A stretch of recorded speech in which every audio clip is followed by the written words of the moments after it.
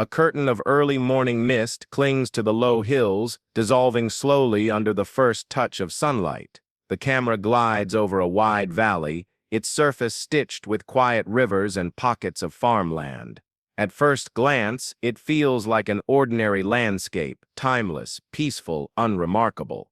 Yet beneath this silence lies the memory of something colossal, something that predates the very concept of an empire. For centuries, history books have treated this place as little more than a backdrop. The valley is usually mentioned in passing, if at all, a minor note on the grand score of Mesopotamia's rise, a tributary in the flood of ancient progress.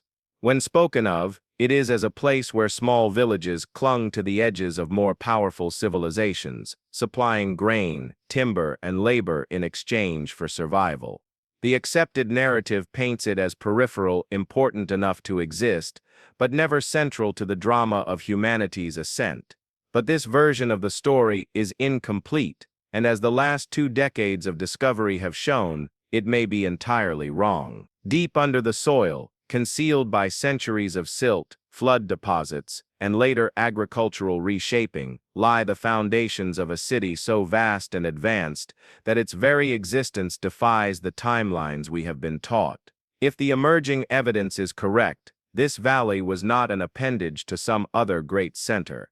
It was the center, the first great metropolis, rising when other parts of the world were still in scattered hamlets and seasonal camps. The contrast is stark. The known history insists that civilization's heart first beat along the floodplains of the Tigris and Euphrates. It celebrates Uruk, and Eridu as the spark of the urban age. Yet the hidden truth hints at an earlier rhythm, one that pulsed here in this valley long before the southern plains ever saw their first city walls. The earth has held this secret tightly, and only now, with a convergence of chance, technology, and persistence, are we beginning to pry it open. Our journey begins with that tension, the quiet certainty of what we've been told, versus the electrifying possibility of what we've missed. We will walk the ridges where shepherds still lead their flocks, the same ridges that conceal ancient ramparts. We will wade through reed-choked channels where thousands of years ago, merchant boats may have carried copper, obsidian, and fine woven cloth. We will listen to the murmur of the river, knowing it once mirrored the clamor of markets and the chants of temple processions. Visually, the sequence unfolds like a mystery being unwrapped. Wide aerial shots narrow to slow, deliberate pans over eroded stone blocks, half swallowed by the earth. A hand brushes away loose dust, revealing carved symbols older than the world's earliest alphabets. The soundscape shifts from natural ambience to a subtle rhythmic pulse, suggesting the heartbeat of the city that once ruled here. From the outset, we establish the stakes. This is not just about the rediscovery of a forgotten city, it is about confronting the fragility of history as we know it. For if this valley's metropolis existed when the evidence suggests, it will push the origins of urban life back by centuries, perhaps even millennia. That means every map, every timeline, every neatly ordered sequence in our textbooks will have to change. It will mean that the so-called cradle of civilization was not a single place, but a constellation of centers, some of which have been erased so thoroughly that they have vanished from cultural memory. Yet here, that erasure was not complete. The soil kept its secrets, preserving the ghost map of streets and courtyards, of massive stone platforms that once held temples or palaces. The artifacts that have surfaced so far, fragments of painted pottery, beads of semi-precious stone, and tools shaped from metal alloys, speak of a culture far more complex than a scattering of villages. These are not the remnants of a people learning to live together in larger groups. These are the hallmarks of a society that had already mastered the art of city-making. In the early minutes of our story, we will also meet the people who have dedicated their lives to uncovering this truth. Archaeologists working in punishing heat, sifting through square meter after square meter of soil, local farmers who remember childhood tales of buried palaces and gates that open to the sky. Archivists and historians piecing together obscure references from crumbling tablets in museum basements. Each voice adds a fragment, and slowly the picture becomes impossible to ignore. This first act is also about grounding the viewer emotionally. We are not simply telling them, here is something older than you thought. We are inviting them to feel the dissonance between the world they believe they know and the one that is starting to emerge. Every sweeping shot of the valley is layered with this duality, the serenity of the present against the vanished vibrancy of the past, the certainty of official history against the thrilling instability of discovery. By the end of the opening sequence, the viewer understands three things. First, that this valley is more than it seems. Second, that the version of history we have inherited is under quiet siege from new evidence.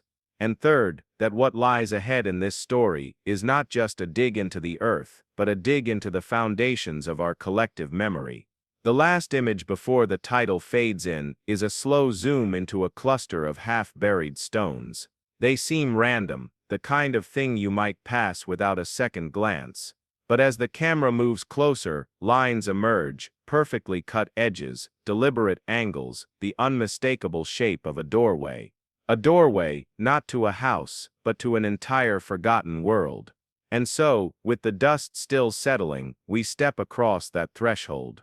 The valley is no longer silent. The first echoes of the Metropolis return. The story begins. From the moment we step into the valley, whether in person or through the lens, the geography asserts itself as the silent architect of everything that happened here. It is a place defined by balance, neither fully mountainous nor entirely plain, caught in that rare sweet spot where natural boundaries create both protection and opportunity. The horizon is broken by ridges that rise like the backs of sleeping beasts, their slopes peppered with oak and juniper. Between them, a broad alluvial floor stretches out, green and gold depending on the season. In the distance, water glints in a slow meandering curve. The two rivers, let us call them by their ancient names, long absent from modern maps, are the valley's lifeblood. They braid and unbraid across the terrain, shifting courses with the centuries, feeding an intricate web of irrigation channels that still, even now, snake through farmland. In the conventional telling, these waterways served small-scale agriculture and occasional seasonal markets. But their real potential becomes clear when we overlay modern hydrological models on ancient survey data. This was not just fertile ground, it was a natural logistics hub. From here, boats could move goods both upstream into the mountains and downstream into sprawling floodplains, linking ecological zones that rarely intersected. The valley's perimeter is a natural fortress. To the north, limestone cliffs rear up, riddled with caves that later served as burial chambers, and perhaps earlier still as places of worship. To the south, rolling hills form a soft barrier, concealing passes that are navigable only to those who know the land intimately. Westward lies an opening toward drier plains, the route traders and migrants would have taken to reach other cultural centers. To the east, higher ground holds the key to the region's weather. Snow-fed streams descend in spring, flooding the valley floor in a predictable rhythm that could be harnessed for agriculture. Traditional history treats such geographic blessings as coincidental. In the standard academic narrative, this valley was a peripheral beneficiary of the real centers of innovation to the south. The fertile land and water are acknowledged, but always as supporting roles in someone else's story. This framing casts the valley as a passive recipient of culture, technology, and trade routes. The hidden truth tells a different story. When we consider the layout of ancient roads traced by LiDAR beneath centuries of sediment, we find not tributaries leading toward the so-called centers, but arteries radiating out from this place. The valley's position made it a crossroads, not a cul-de-sac. This is where the mountain goods of the north, copper ore, obsidian, timber, met the grains and textiles of the plains, and where both could be exchanged for exotic imports carried from far beyond the horizon. From the air, even in modern times, the valley's shape invites permanence. It holds water without trapping it, offers defensible high ground without isolating its inhabitants, and presents enough arable land to support not just villages, but entire urban districts. The soils are deep and rich, the product of millennia of silt deposition, and they retain moisture better than the arid lands to the west. In a pre-industrial world, such environmental stability is the ultimate foundation for city building. And yet, this geography is not simply about resources, it is about symbolism. Across cultures, valleys have been imagined as womb-like, protective spaces where life can begin and flourish. Here, the mountains rise like guardians, the rivers curve like flowing arms. We might dismiss such imagery as poetic indulgence, but ancient cultures often made very literal decisions based on symbolic resonance. To build a city here may have been as much a spiritual choice as a practical one. The climate, too, played its part. Historical climate modeling suggests that during the city's prime, this valley experienced a mild and stable regime, winters cold enough to kill pests, summers warm enough for multiple harvests. Rainfall, while seasonal, was supplemented by snowmelt-fed rivers. Unlike the unpredictable flood cycles of the southern plains, this valley's water patterns could be anticipated and managed. This reliability would have allowed surplus production, freeing labor for construction, art, and administration, the very markers of an advanced urban culture. The orthodox perspective assumes the valley's inhabitants would have been culturally dependent on the more advanced societies around them, because the latter are where writing, monumental architecture, and bureaucracy are thought to have first emerged. Yet the archaeological surveys here reveal stone foundations of a scale that demands coordinated labor, with canals engineered with mathematical precision and storage facilities capable of holding grain for thousands. None of these are the signatures of a dependent culture. They are the marks of a society that understood its environment and leveraged it to project influence. The terrain also shaped the city's defenses. While the rivers offered trade and sustenance, they could be quickly blocked or diverted in times of war. The surrounding hills provided elevated lookouts. Signal fires could have warned the city of approaching armies days in advance. Geological analysis even shows evidence of intentionally altered slopes, cut-and-fill terraces, that may have been early fortifications. Again, the conventional story sees these as later military works from known empires, but radiocarbon dating is starting to suggest otherwise. And then there's the matter of the stone. The valley's northern escarpment contains a vein of fine, workable limestone, ideal for building and carving. In ancient times, access to quality stone often determined the scale and permanence of architecture.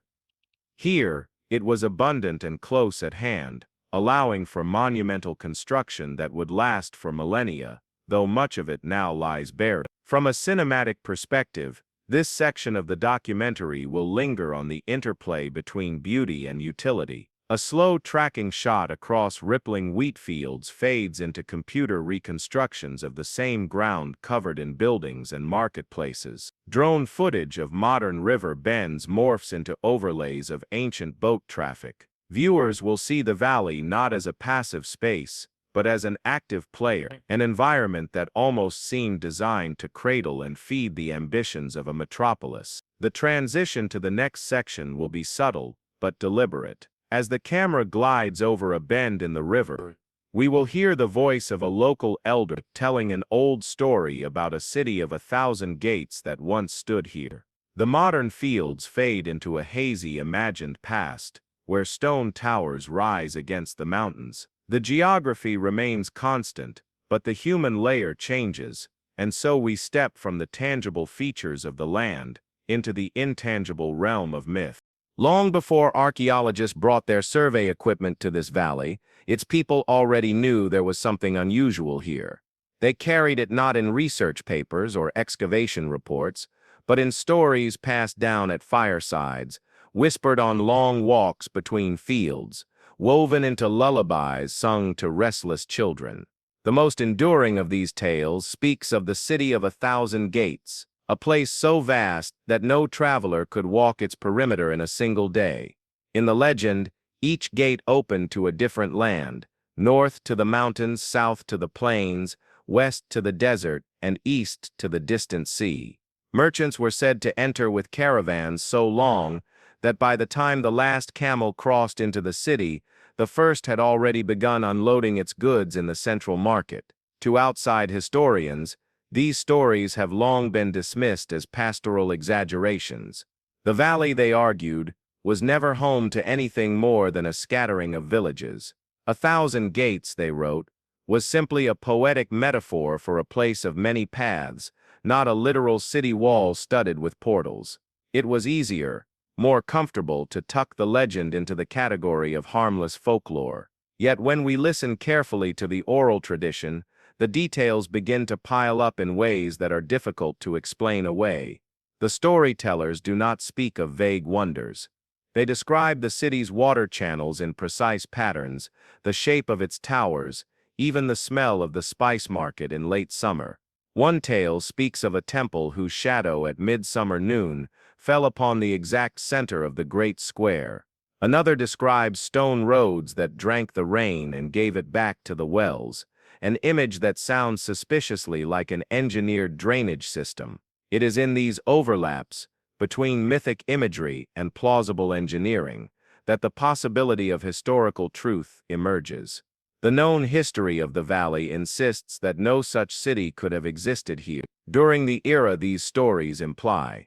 The timeline of urbanization, carefully constructed over more than a century of scholarship, places the earliest cities hundreds of kilometers away in regions with more consistent archaeological footprints. If a metropolis had truly risen here, it would force a dramatic and uncomfortable revision of that timeline. The hidden truth is that folklore often survives where written records vanish. In many parts of the ancient world, conquering powers erased the archives of their predecessors, burned their temples, and scattered their people. But they could not erase memory completely. The old stories, carried in the minds of survivors, adapted and disguised themselves, slipping into song and parable until they seemed harmless. Sometimes, they stayed that way for thousands of years, until a spade, a bulldozer, or a flood exposed something that made the old words suddenly real again. Modern scholars who have dared to compare these oral accounts with satellite imagery and early excavation notes have found unsettling consistencies. A farmer's tale about the long wall that disappeared under the hills aligns almost exactly with a buried line of stone blocks revealed by ground-penetrating radar. A story about the temple whose roof caught the stars echoes the alignment of certain mounds with the midsummer night sky. Even the 1,000 gates could be a memory of multiple entrances along a massive perimeter. Gates, perhaps destroyed, rebuilt, and renamed across centuries. Cinematically, this section moves between the intimacy of oral storytelling and the grandeur of visual speculation. We hear an elder's voice in the local dialect, speaking over images of hands breaking bread, of children playing in the dust, of twilight settling over the mountains. Then the camera shifts, digital overlays reconstruct towering walls where the fields are now, water channels glinting under the moonlight, the city alive again in imagined form. But these myths are not just nostalgic visions. They also contain warnings. Some versions tell of the city's sudden disappearance, of gates sealed overnight, of a flood so vast it swept away the markets and temples. Others speak of the closing of the sky,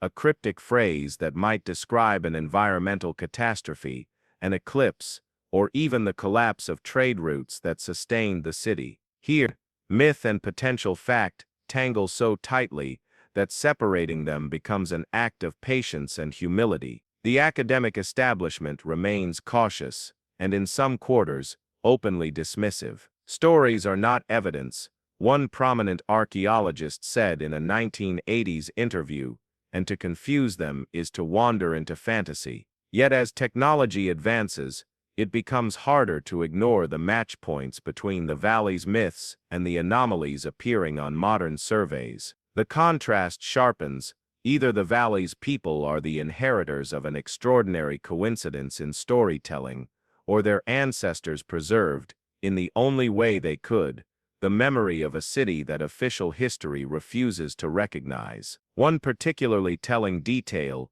comes from a 19th century traveler's journal. Passing through the valley, he recorded being shown a low mound where locals claimed a palace had once stood. They described the color of its stone and the presence of a great circle of pillars.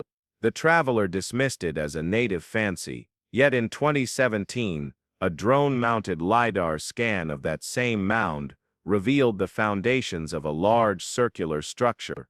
Unlike anything else in the region, its dimensions matching the proportions in the story almost exactly. By the end of this section, the audience will feel the pull of two forces. On one side, the established record, neat and authoritative, declaring that such a metropolis never stood here. On the other, the unbroken thread of local memory, woven from countless voices, stubbornly insisting that it did. The transition to the next section comes as the camera lingers on the storyteller's face, deep lines shadowed by firelight. He speaks of the stones that breathe when the sun sets, an image both mystical and oddly specific. The words fade into the wind, and the frame shifts to black and white photographs from the early days of archaeology, expeditions that walked this same ground but saw nothing worth keeping. That is where we go next, into the era when the valley was overlooked, when its whispers were drowned out by the noise of discovery elsewhere. The earliest archaeologists to set foot in this valley arrived not in pursuit of its secrets, but in search of something else entirely. They came following rumors of Mesopotamian tablets, Assyrian palaces buried in the southern deserts, and ziggurats rising from the dust. The valley, though geographically close to these wonders, was barely a waypoint, a place to water animals, rest a few days, and move on. It was the mid-19th century, and archaeology was still more treasure hunt than science. The great names of the discipline, Layard, Botta, Rawlinson, were racing to bring back trophies for European museums. Their journals are filled with sketches of winged bulls, cuneiform slabs, golden headdresses. The valley appears, if at all in the margins, pleasant countryside, locals unhelpful, no monuments observed. In their defense, the clues were subtle. The great city, if it had truly stood here, was already buried beneath centuries of silt and farming debris. Its walls were no longer visible. The mighty gates of legend had collapsed into low ridges, indistinguishable from natural hills. What was left lay under meters of earth, its geometry invisible to the naked eye. Without modern scanning technology, the city's outline remained a ghost. No one could see it. But there was another reason for their blindness, one less forgivable. In the 19th and early 20th centuries, archaeology was often guided not by open-ended curiosity, but by the need to reinforce a specific narrative of human history. The prevailing story centered the birth of civilization firmly in southern Mesopotamia, with Egypt as its rival. Everything else was relegated to peripheral cultures, derivative and dependent. The valley simply didn't fit into that frame. Funding played its part. Museums and governments wanted discoveries that would confirm what they already believed, or that could be displayed in marble halls to impress the public. A field season in the valley, even if it revealed something remarkable, would not compete with the glamour of unearthing a royal tomb in Ur or a colossal statue in Nineveh. The absence of obvious monumental ruins made the valley a low priority, and so it stayed largely unexamined. When digs did happen here, they were often short, underfunded, and poorly recorded. Early teams uncovered stone blocks with chisel marks, fragments of painted ceramics, and worked copper tools. Yet these were quickly attributed to later-known empires, Hittite outposts, Assyrian garrisons, or even medieval fortifications. The idea that they could belong to an earlier, unknown urban center is rarely considered. Archival photographs tell the story in black and white. In one, a group of men in waistcoats and pith helmets stands beside a trench. Behind them, barely visible in the dirt wall, is a section of masonry with an interlocking pattern not seen in any known building from the period they claimed it was. The caption reads simply, "Rubble, probable fortification, discarded." Another image shows a mound, its slope freshly cut to reveal layers of habitation. At the base is a stone pavement, perfectly level, that extends beyond the frame. The official notes list it as modern village flooring, despite the fact that the village in question was centuries younger than the stonework.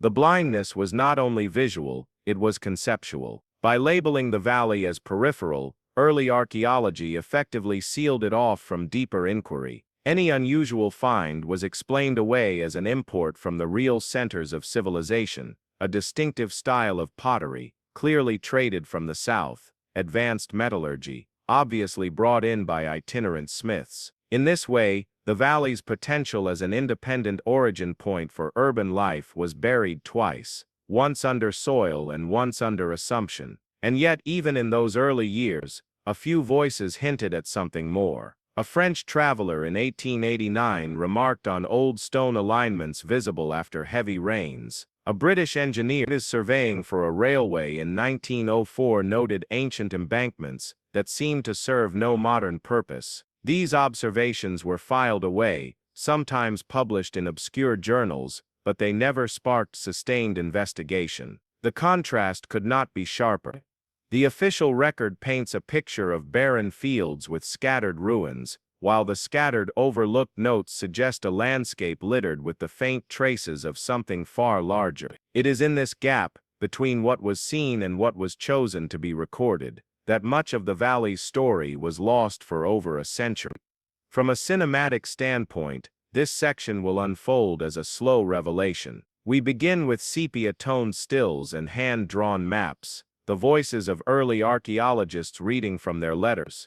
No significant remains, area unsuitable for major settlement. The images then dissolve into present-day drone shots, revealing the exact same landscapes, this time with faint geometric patterns, walls, plazas, roadways, visible beneath the surface. The audience experiences in real time how much was missed simply because no one was looking for it. Interviews with modern archaeologists will drive home the frustration. If someone had taken an extra week here in 1920, we might have rewritten the history of urbanism 100 years ago, one will say, shaking their head. Another will point to a faded excavation report and note how a layer dated to 3,000 years ago was simply dug through without testing the deeper strata beneath it, strata that, as we now know, hold remains more than 5,000 years old. But this blindness was not entirely accidental. There are hints, though difficult to prove, that certain discoveries may have been quietly downplayed to avoid upsetting established chronologies. Funding bodies in the colonial era were deeply invested in narratives that aligned with biblical or classical history.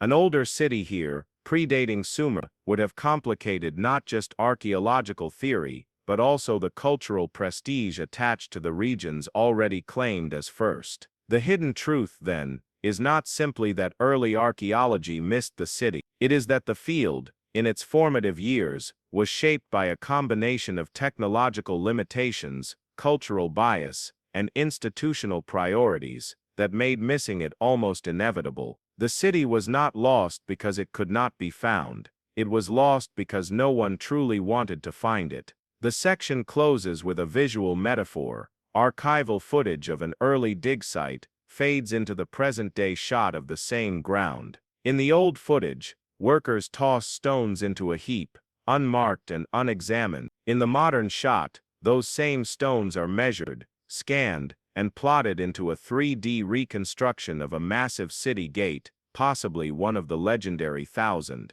And from here, the transition is clear. The early explorers left the valley behind, but the land itself was patient. It waited, as it always had, until a modern accident would rip open its surface and force the world to look again. That accident, and the first undeniable proof of something extraordinary, is where we go next.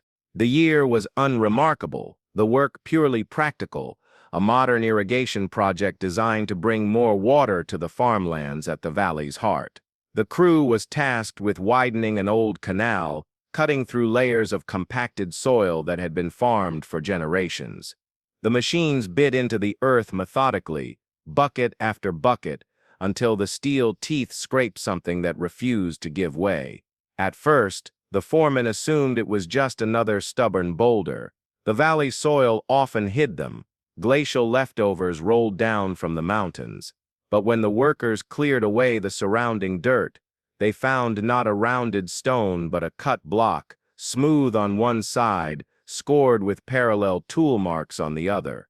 And it wasn't alone. As the trench deepened, more blocks appeared, fitted together in a line. The arrangement was too deliberate to be natural. Within a day, the work crew had exposed a section nearly 10 meters long, with each block interlocking with the next in a pattern no random rockfall could produce. News spread quickly, first among the workers, then through the village, and finally to the local authorities. A junior archaeologist from the regional university was dispatched to take a look.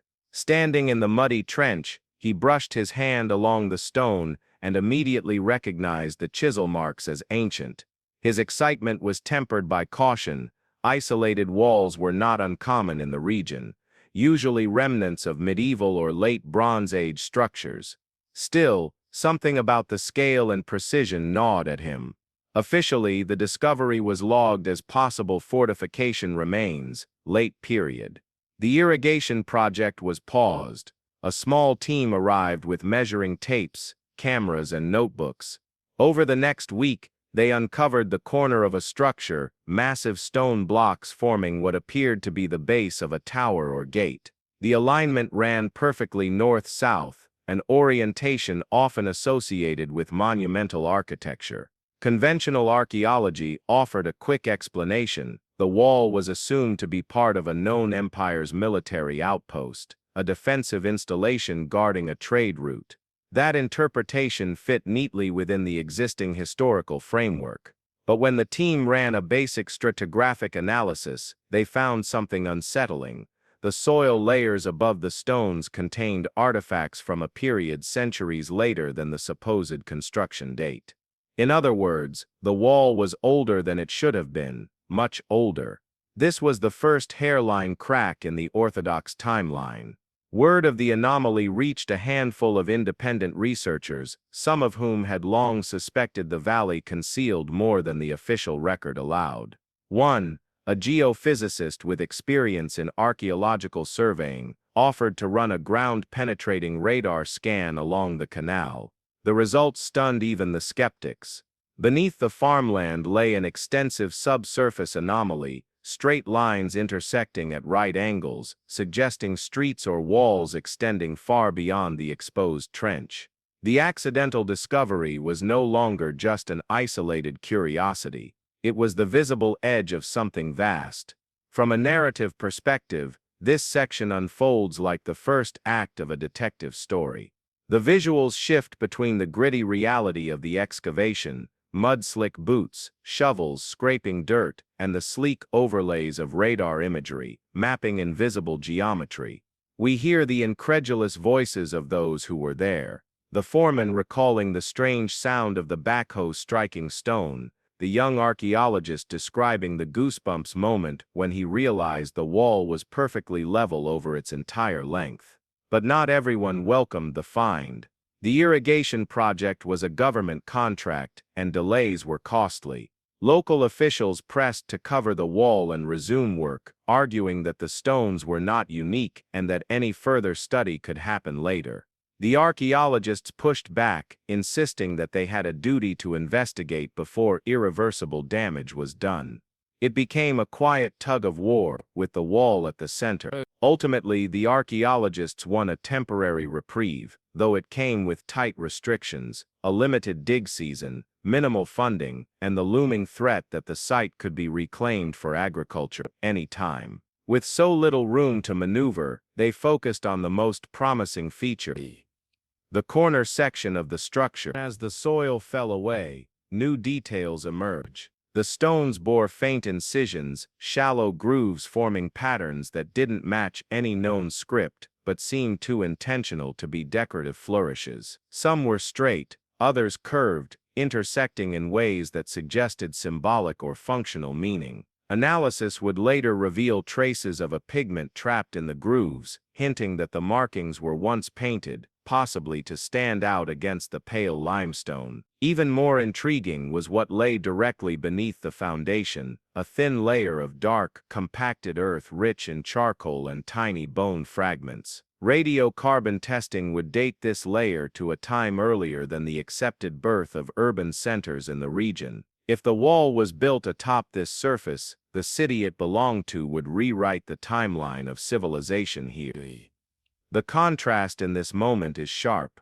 The orthodox narrative insists this is merely a fortification from a known later culture. The evidence whispers that it is a remnant of something older, something entirely unaccounted for. The backhoe's accidental strike had opened more than a trench. It had opened a question that history was not prepared to answer. By the end of the section, the audience sees the scope of what's at stake. The radar scans hint at a city grid stretching for kilometers.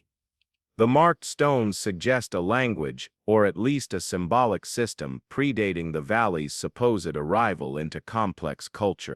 And the soil beneath it all points to a human presence deeper in time than anyone had imagined. The final shot here is quiet, almost meditative. A single worker, long after the others have left for the day, kneeling beside the newly exposed wall. He runs his fingers over the carved grooves as if trying to feel the hands that cut them thousands of years ago. The sun dips below the mountains, shadows pooling in the trench. For the first time in centuries, the stones have seen daylight. And from this moment forward, they will not let the world forget them again. Next, we pull back, literally and figuratively. Section 6 takes us above the valley into the skies, with drone-mounted LiDAR revealing that this accidental find is not a lonely fragment, but part of an entire buried metropolis.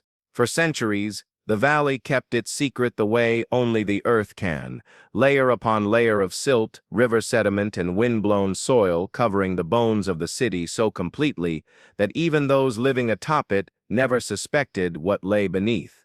But now the surface had been breached, and with the trench discovery fresh in everyone's mind, the question shifted from, what is this wall, to what else is down there? The answer would come not from more shovels, but from the sky. The geophysicist who had first run the ground-penetrating radar proposed a more ambitious plan to map the entire valley floor using drone-mounted LiDAR, light detection and ranging. Unlike conventional photography, LiDAR sends out pulses of laser light that penetrate vegetation and record the contours of the ground with astonishing precision. It can reveal geometric patterns invisible to the human eye, especially when those patterns are buried or obscured. In early spring, when the fields were still damp from winter rains, the team launched the first survey flights. The drones moved in slow, deliberate sweeps, their rotors humming over wheat chutes and irrigation ditches. From above, the valley looked ordinary, patchwork fields, a winding river, scattered farmhouses. But on the monitors, as the raw LiDAR data streamed in, shapes began to emerge from the noise. First came the straight lines, dozens of them, running in parallel for hundreds of meters. Then the intersections, rectangles, plazas, curved arcs that suggested amphitheaters or large courtyards.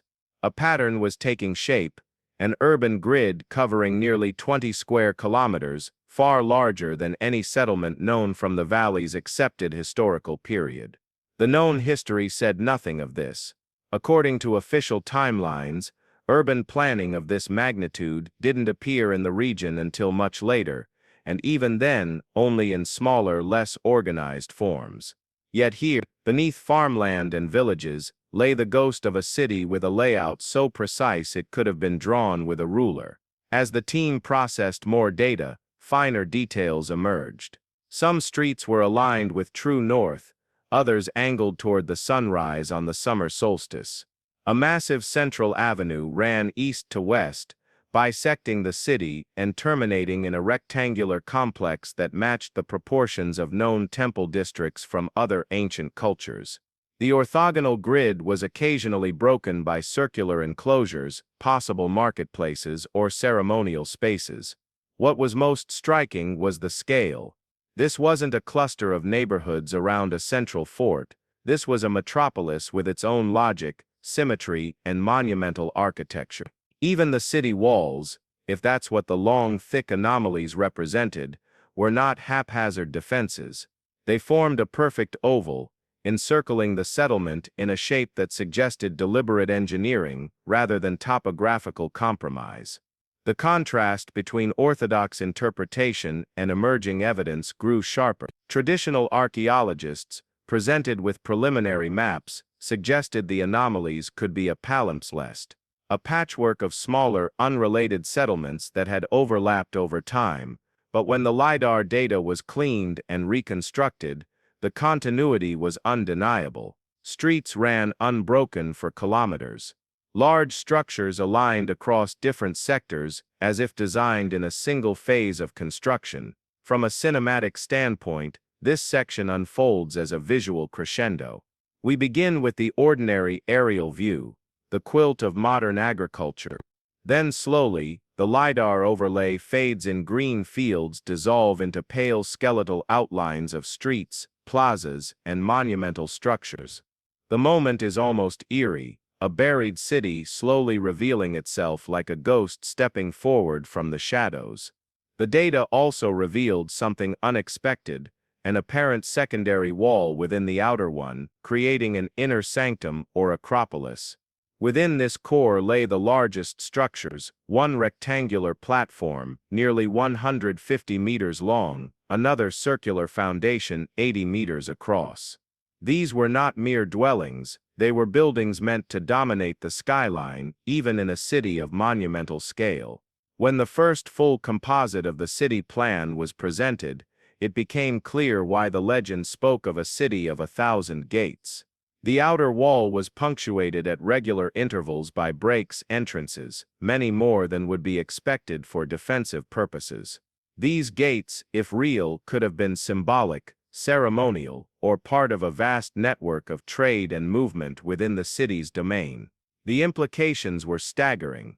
A settlement of this size in this time period would require advanced organization, administrators to manage resources, engineers to design infrastructure, artisans to build and decorate, and a ruling body to oversee it all. This was not a culture borrowing city building from somewhere else. It was a culture that knew how to do it themselves. The LiDAR also revealed traces of an ancient water management system. Channels ran from the river into the city, branching into smaller conduits that fed different districts. Some terminated in large rectangular basins, possible reservoirs or ceremonial pools. In places, the channels seemed to run beneath major buildings, suggesting a form of early plumbing or ritual water use. Orthodox history had no room for such sophistication in this valley during the period suggested by the dating from Section 5. To acknowledge it would mean accepting that complex urban planning arose here independently, or earlier than in the accepted cradles of civilization.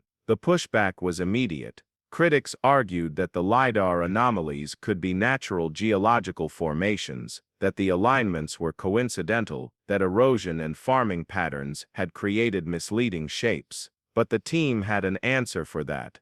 By cross-referencing the LiDAR data with limited excavations in accessible spots, they confirmed that the anomalies corresponded to real, human-made structures. In one case, a supposed natural ridge proved to be a collapsed stone wall over 3 meters thick. In another, a faint rectangular outline matched perfectly with a buried foundation uncovered in a test trench. The emotional impact on the team was profound. For those who had been in the muddy canal trench weeks earlier, touching a single exposed wall, it was like stepping back and realizing they had been standing on the tip of an iceberg.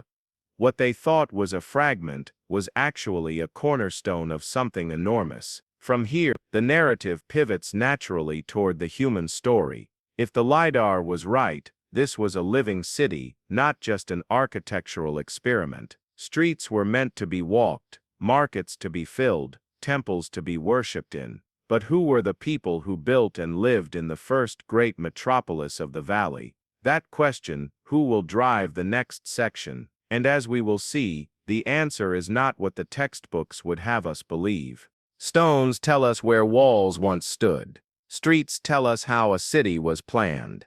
But it's the people, their bones, their tools, their art, that tell us why it mattered.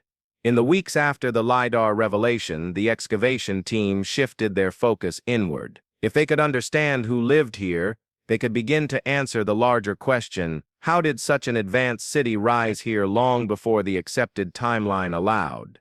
The first real glimpse came from a burial site found just beyond the outer wall. It wasn't a grand tomb, but a cluster of simple graves cut into the earth, their positions suggesting a small cemetery for common citizens. The bodies had been interred with care, some in extended positions, others in a curled fetal-like pose. Each grave contained personal items, a bead necklace here, a copper blade there, small clay figurines tucked beside the head or hands. One skeleton, belonging to a woman in her early 30s, wore a bracelet of polished stone beads arranged in a repeating pattern. When analyzed, the stones were found to come from sources hundreds of kilometers away, implying a trade network far beyond the valley. Another grave contained the remains of a man with a healed arm fracture, evidence of both injury and survival, suggesting that care for the injured was part of their society. The bones told more than just individual stories.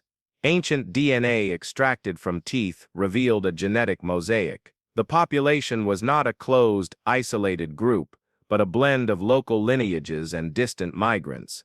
This was a cosmopolitan city in the truest sense, people from different backgrounds living, working, and likely intermarrying. That finding clashed hard with the orthodox narrative. Historians had long believed that early valley settlements were insular, growing slowly from a single cultural seed. The DNA evidence, instead, pointed to an early hub of movement and mixing, a place where cultures converged rather than evolved in isolation.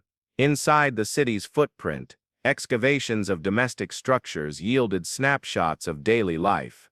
Clay ovens still held traces of charred grain, evidence of bread making.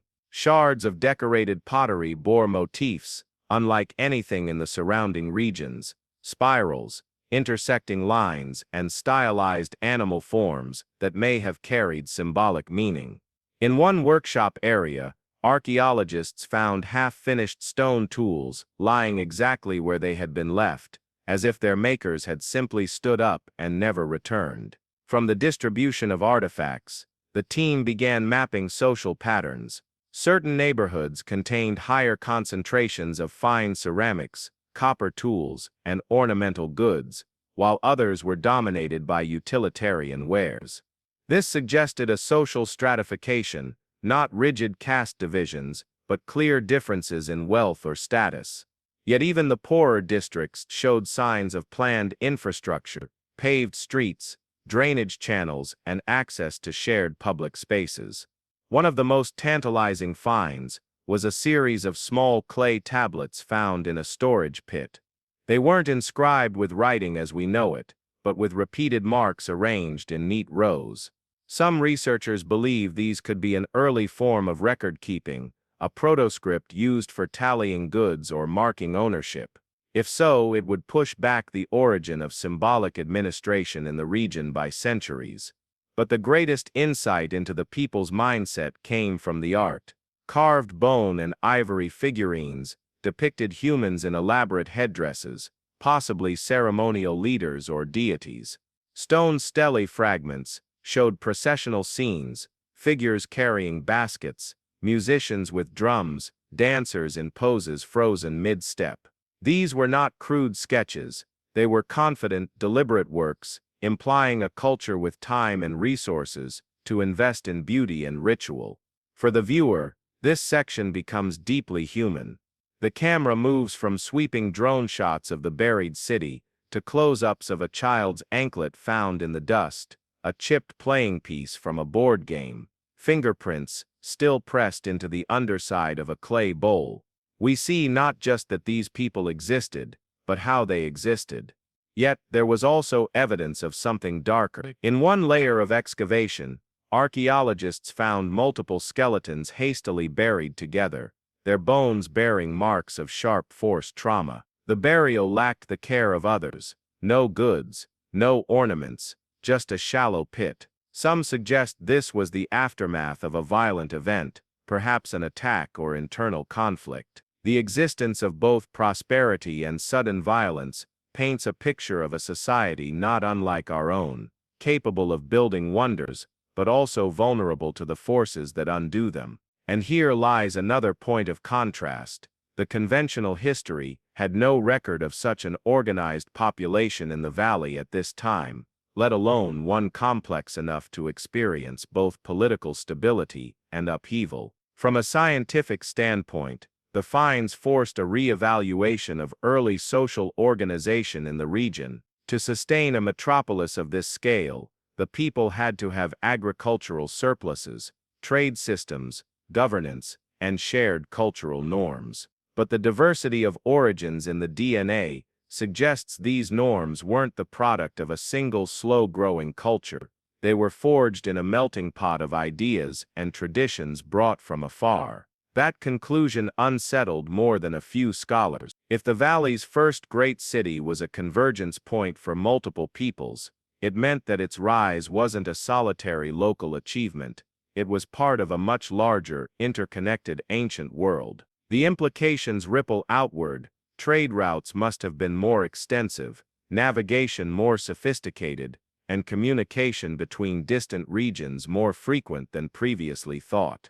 The emotional beat at the end of this section is one of intimacy. We've gone from staring at LiDAR lines to looking into the faces of reconstructed inhabitants, their features modeled from skulls and forensic data. Artists bring them to life, traders with weathered skin, artisans with calloused hands, children playing in sunlit courtyards. The viewer feels the shift. This is no longer an abstract mystery. These were real people, and their city was real. As the section closes, we pivot from who they were to how they lived in this extraordinary place. That leads us directly into Section 8, where we'll walk through the reconstructed city street by street, exploring its architecture, its spaces of power and worship, and its heartbeat as a living urban organism.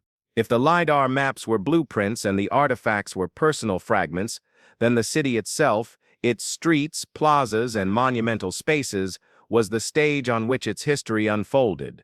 To understand the metropolis, we must not simply look at it from above. We must walk it. Using the composite scans, excavation trenches, and 3D reconstructions, the research team pieced together a virtual tour. For the viewer, it begins at the main eastern gate, one of the largest and most elaborate entrances to the city. The reconstructed walls rise high, faced with cut stone blocks fitted so tightly that not even a blade could pass between them. Decorative reliefs on the gate's flanking towers depict stylized river patterns and geometric suns, symbols that may have marked the city's identity. Stepping inside, the first impression is order. The main avenue stretches straight ahead, wide enough for carts to pass in both directions. Its surface is paved with large flat stones, some worn smooth by centuries of footsteps. Drainage channels run along the sides, feeding into a network of underground conduits. Here is where the city's planning reveals itself most clearly.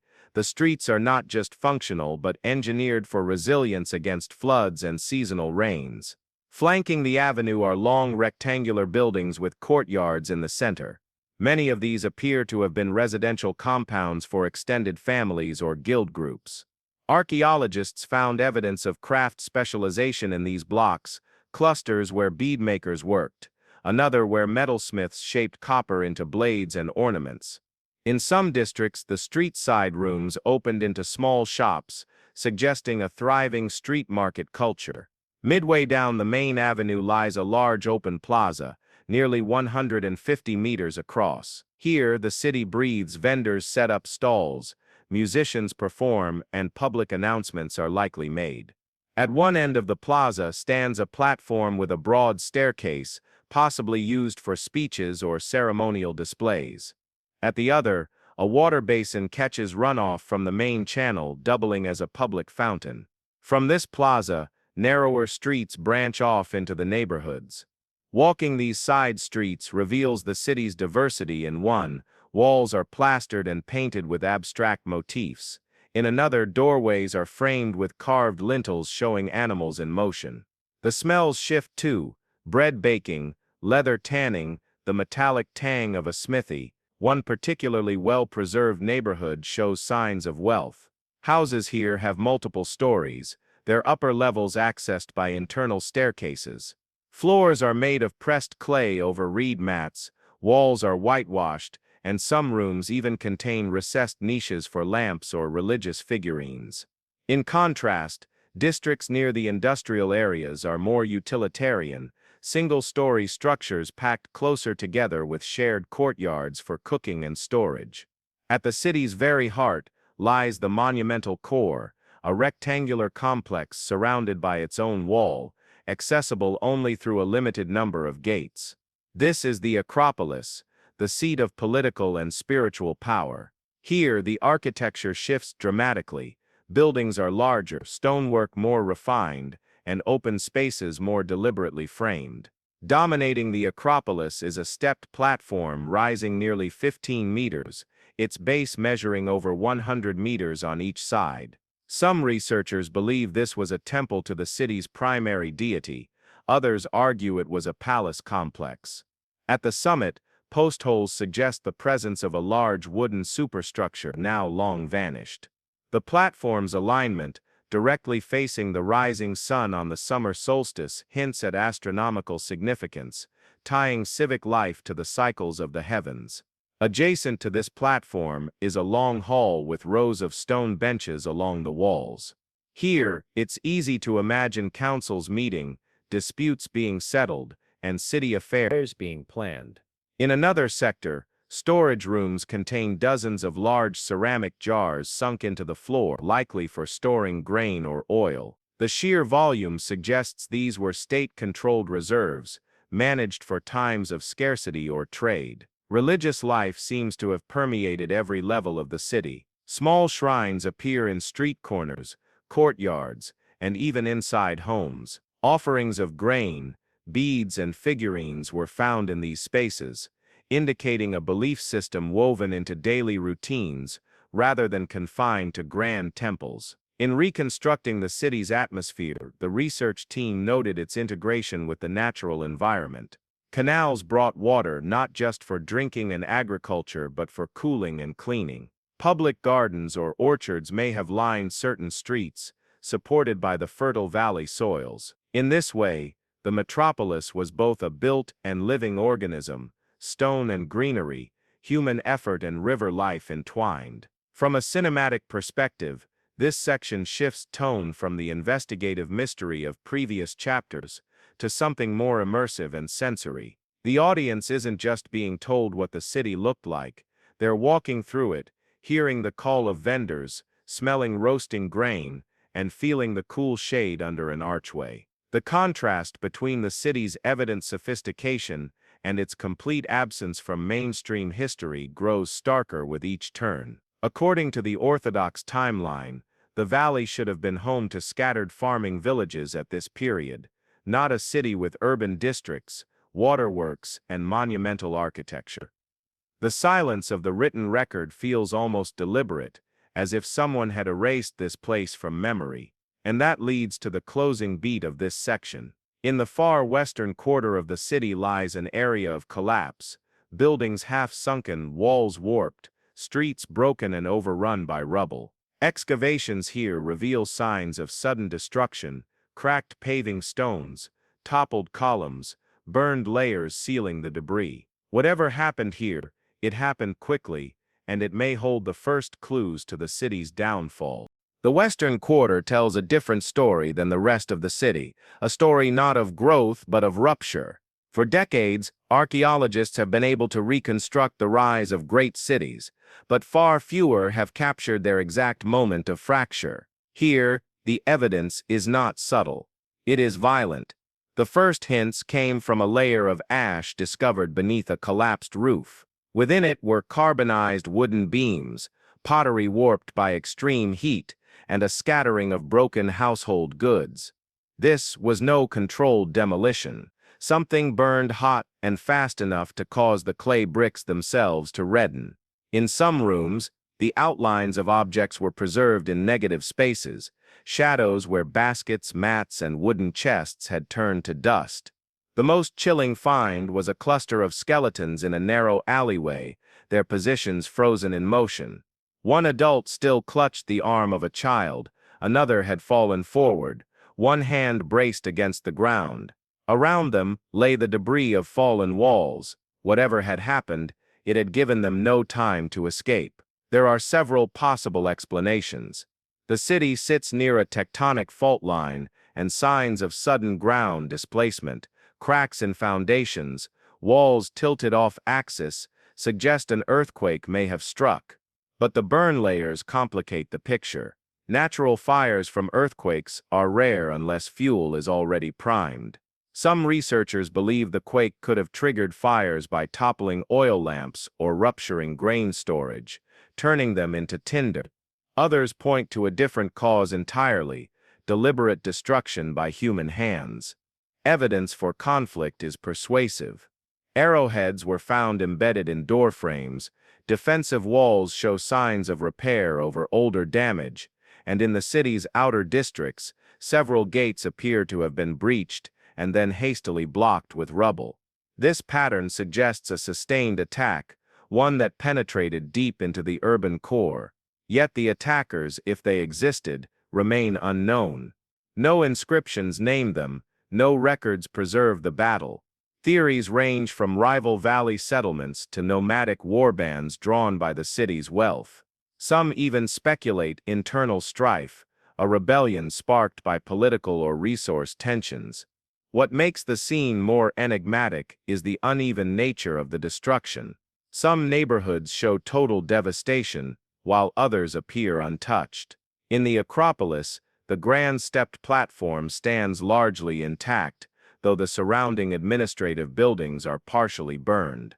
This selective damage implies targeted action, perhaps aimed at crippling the city's governance or economy rather than erasing it entirely. The people's response is visible in the rebuilding layer. After the destruction, parts of the city were reconstructed, but never to their former scale or quality. Streets once paved with fitted stone were resurfaced with rough gravel. Monumental buildings were left unrepaired, their ruins incorporated into makeshift structures.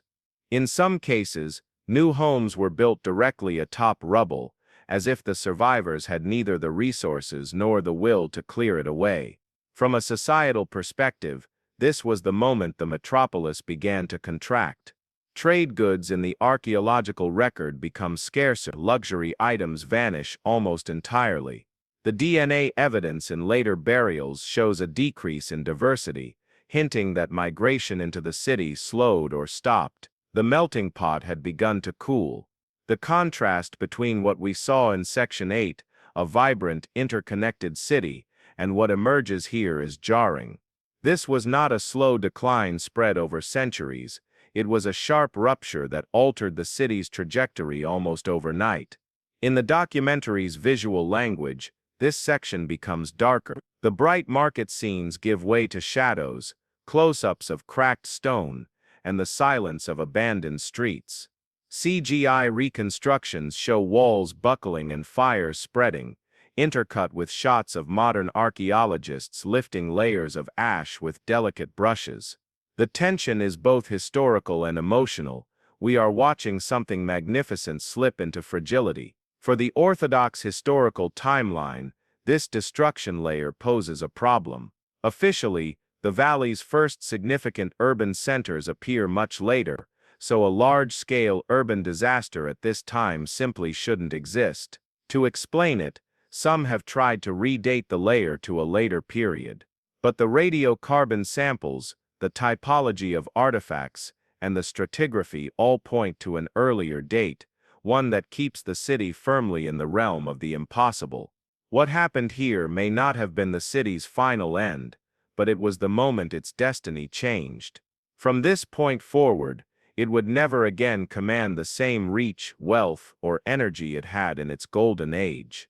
The forces that shaped its fall, whether nature's fury, human ambition, or both, would set in motion the chain of events leading to its eventual erasure from history. As this section closes, we leave the western quarter and follow the story outward, beyond the city walls. For in the years after the fracture, the signs of the metropolis begin to fade, not only in stone and soil, but in the memory of those who came after. Cities can die slowly, their bones lingering for centuries as ruins on the horizon. Others vanish quickly, swallowed by nature, their very location forgotten. The metropolis of the valley belongs to the second, stranger category, a place that seemed determined to erase itself from the record.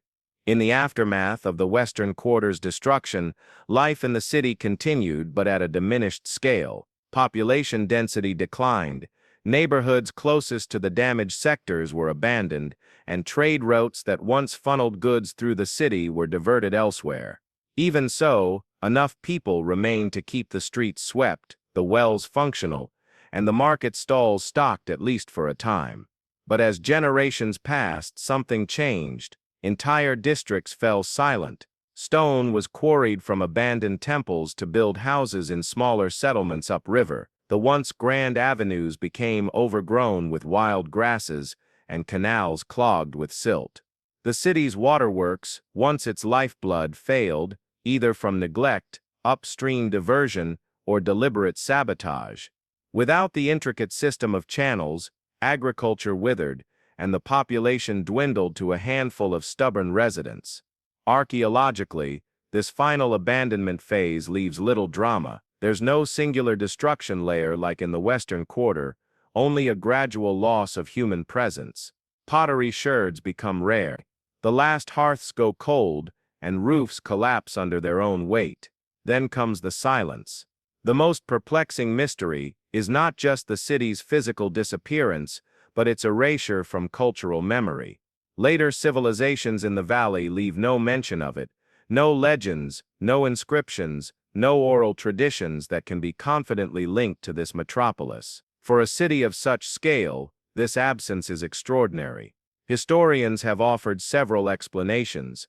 One theory suggests that the city was associated with a catastrophic event, perhaps the earthquake, famine, or conflict, that later peoples chose not to remember. In many cultures, memory of cursed places fades deliberately, as if ignoring them can prevent their misfortune from spreading.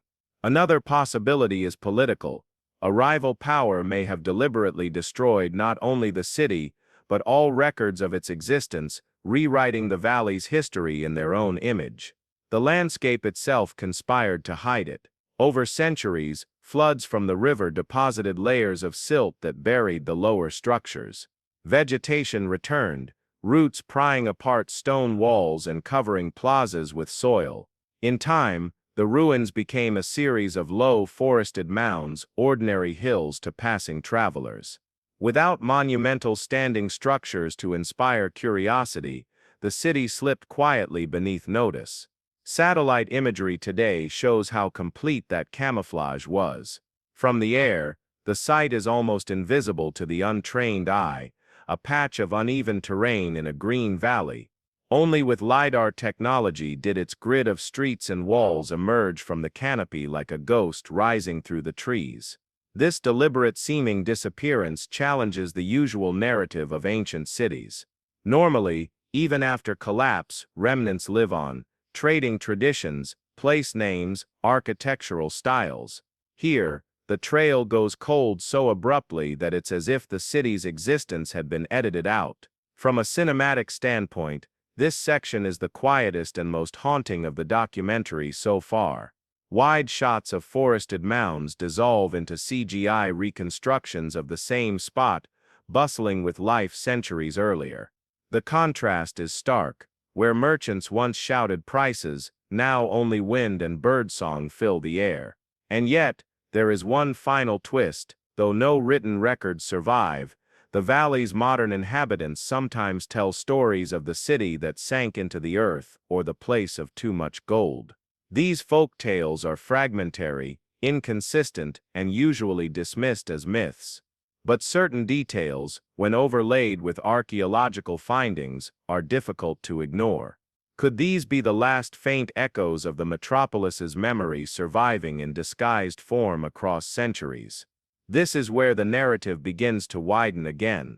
The city's erasure forces us to ask a larger question: how many other ancient metropolises might lie buried and forgotten, their existence wiped from history, not by time alone, but by deliberate human choice? As this section closes, we leave the overgrown mounds behind and follow the clues outward into the distant trade networks, lost maps, and faint historical anomalies that may yet connect this metropolis to a much larger hidden story. If the metropolis vanished from the valley's memory, it left one thing behind: objects. Scattered across distant excavation sites in deserts, coastal ports, and highland fortresses are artifacts whose origin does not match their surroundings. Some are purely functional, others works of intricate craftsmanship, but all bear a distinctive fingerprint, the unique combination of materials, design motifs, and manufacturing techniques once found only in the valley's lost city. One of the earliest clues came from a dig hundreds of miles to the east, in a settlement that flourished centuries after the metropolis's decline. There, among the local pottery, archaeologists found a set of ceramic jars with a fine red slip and incised geometric designs identical to those unearthed in the valley. Radiocarbon dating placed them generations after the city's fall, suggesting they were either treasured heirlooms or copies made in imitation of an older style. Metallurgy tells an even stranger story. Analytical studies of bronze tools found in sites across the ancient world reveal trace element signatures, tiny chemical accents in the alloy, that match ores from a single mining region near the lost metropolis. This implies that even after the city itself was gone, its resource networks lingered in some form. How could this be if its population had dispersed and its memory erased? Some scholars propose that survivors carried their craft and trade connections elsewhere, embedding fragments of the metropolis culture into new communities. Others argue for a more shadowy explanation, that the city's networks did not vanish, but merely shifted underground, operated by merchant families or guilds who no longer tied their identity to a fixed location. The artifacts also suggest an astonishing geographic reach. Shell ornaments from coastal species have been found in the metropolis ruins, and in return, items clearly of valley origin have been discovered in shipwrecks along the Mediterranean. This hints at an interconnected trade web far more extensive than mainstream history acknowledges for the period. Here, the contrast between known history and hidden truth sharpens. The orthodox timeline paints the ancient world as a mosaic of isolated cultures, each developing largely independently until relatively recent centuries. The scattered fingerprints of the metropolis tell a different story, one of deep and early connectivity with knowledge, goods, and ideas traveling far beyond what should have been possible. The documentary's visuals in this section move like a map coming alive. Animated trade routes radiate outward from the valley, touching distant ports, caravan paths, and river junctions. Objects fade into view on the map: a piece of carved ivory in one region, a textile fragment in another, each one a breadcrumb pointing back to the lost city. But there is a danger in reading too much into scattered artifacts. Critics warn of pattern illusion, the tendency to connect unrelated finds into a grand narrative. Could these distant items simply be coincidental parallels, the result of multiple cultures arriving at similar solutions independently? This skepticism is healthy, but in some cases the statistical odds of coincidence are vanishingly small. When the same distinctive spiral pattern appeared in 3 separate regions, each using the same rare pigment, each within a few decades of each other, and each traceable to a single valley mineral source, it stretches the bounds of chance. There's also the matter of technology transfer. In a site on the far western edge of the continent, archaeologists discovered a water-lifting device nearly identical to those reconstructed from the metropolis's irrigation system. It appears abruptly in the archaeological record with no local developmental precursor. Such sudden leaps often suggest the importation of both knowledge and skilled labor. One of the more tantalizing finds is a fragmentary inscription in an undeciphered script discovered in a cave temple thousands of miles from the valley. The script matches markings found on storage jars from the Metropolis, but the content remains a mystery. If ever translated, it could offer direct proof of a link between the city and far-off lands, or reveal an even more complex web of interactions than we imagine. These distant fingerprints complicate the city's narrative. If its influence and products spread so far, then its erasure becomes even more suspicious. How does a culture with such reach vanish so completely from its homeland, while leaving traces across the world? Was the disappearance an accident of history, or a deliberate severing of its identity from any fixed place? As the section draws to a close, we return to the valley with a new perspective. The Metropolis was never just a city, it was a hub in a much larger system, a node in an early global network. Its stones may have crumbled, but its patterns ripple outward through centuries and across continents. For centuries, archaeologists treated each lost city as an isolated tragedy, a singular rise and fall explained by local factors like drought, invasion, or political collapse. But as excavation reports accumulated and radiocarbon dates grew more precise, a strange rhythm began to emerge. Multiple great capitals spread across continents rose to prominence, flourished for centuries, and then disappeared within a narrow band of historical time. This is not the familiar roll call of Rome, Babylon, or Thebes, empires whose declines were gradual and documented. Instead, these are the ghost capitals, places that left behind monumental architecture but almost no written record, and whose cultural memory was wiped clean in the regions they once dominated. Our valley metropolis fits the pattern perfectly. Its trajectory mirrors cities like Sher Sukte in Iran, Mohenjo-Daro in the Indus Valley, and San Lorenzo in the Olmec heartland of Mesoamerica. All three were advanced urban centers with complex infrastructure, artistic traditions, and trade connections spanning vast distances. All three were abruptly abandoned, and in local traditions, almost completely forgotten. The similarities deepen when we examine their urban layouts. Many of these ghost capitals exhibit a level of planning rare for their era: gridded streets, centralized ceremonial zones, and advanced water management systems. In the Valley Metropolis, as in Mohenjo-Daro, there is evidence of standardized brick sizes, an indicator of centralized governance and industrial-scale production. Then there's the issue of timing. Adjusted for local calendars and dating uncertainties, several of these cities reached their zenith and collapsed within a few centuries of each other. This synchronicity is difficult to dismiss as coincidence. It hints at shared vulnerabilities, perhaps climatic shifts, trade disruptions, or even social transformations sweeping across the ancient world. Mainstream archaeology has cautiously explored environmental explanations. Some ghost capitals appear in regions that experienced prolonged droughts or floods during their collapse periods. Others were vulnerable to seismic activity, like the Valley Metropolis and Sher Sukte. Yet these factors don't fully explain the cultural amnesia, the deliberate seeming erasure from local lore. In many cases, societies remember disasters for centuries. They do not forget their greatest cities within a generation. This is where the hidden truth diverges from accepted history. Some researchers, often working at the fringes of academia, propose that these cities were part of an interconnected system, possibly exchanging not just goods but ideas, technologies, and even governance structures. If that network collapsed, each node might have been erased, not individually, but as part of a coordinated or cascading event. Supporting this view are shared cultural motifs. Spiral symbols carved in valley stonework reappear in Indus Valley seals, and in Andean textiles. The spiral's exact meaning is debated: cosmological diagram, water symbol, but its recurrence across cultures without direct contact, according to Orthodox history, is one of those coincidences that feels too consistent to ignore. In the documentary, this section unfolds like a visual tapestry, drone footage of each ghost capital's ruins intercut with overlaid CGI reconstructions showing their parallel grandeur.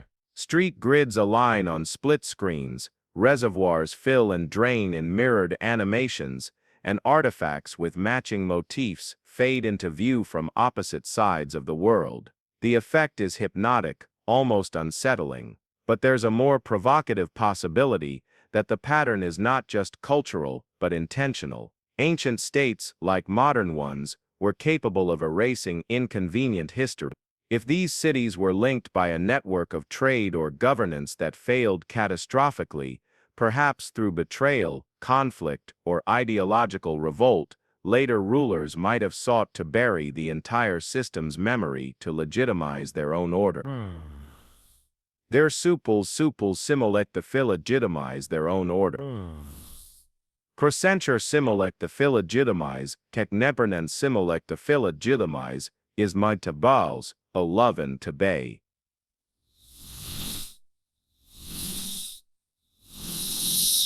Lovens.